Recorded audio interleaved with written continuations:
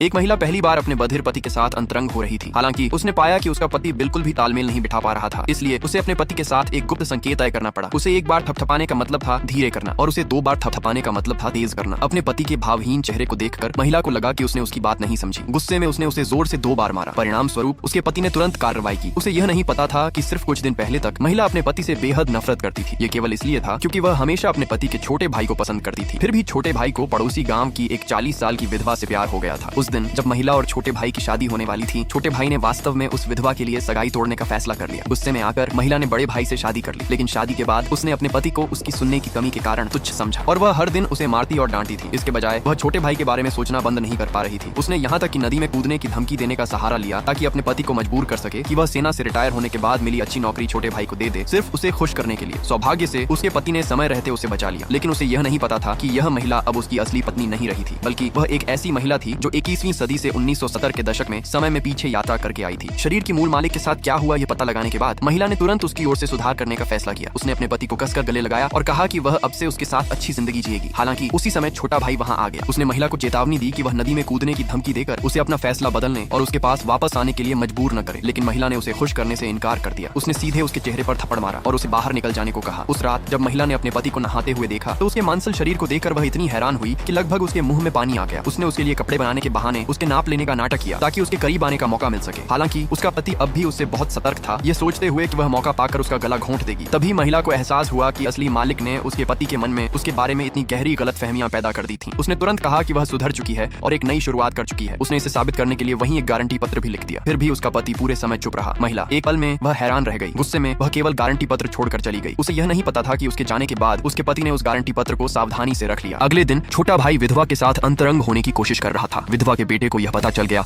और उसने उसे पीट दिया। छोटा भाई अपने गुस्से को निकालने के लिए कोई न पाकर घर वापस आ गया। जब उसने महिला को देखा जिसने अभी अभी अपने बाल धोए थे और बहुत सुंदर लग रही थी, तो वह खुद को उसे छेड़ने से रोक नहीं पाया। उसे अपनी प्रेमिका बनाना चाहता था। परिणाम स्वरूप महिला ने उसे बुरी तरह डांटा और उसका पति जो घर के अंदर था उसने भी छोटे भाई की बातें सुन ली। तुरंत वह अत्यधिक गुस्से से भर गया।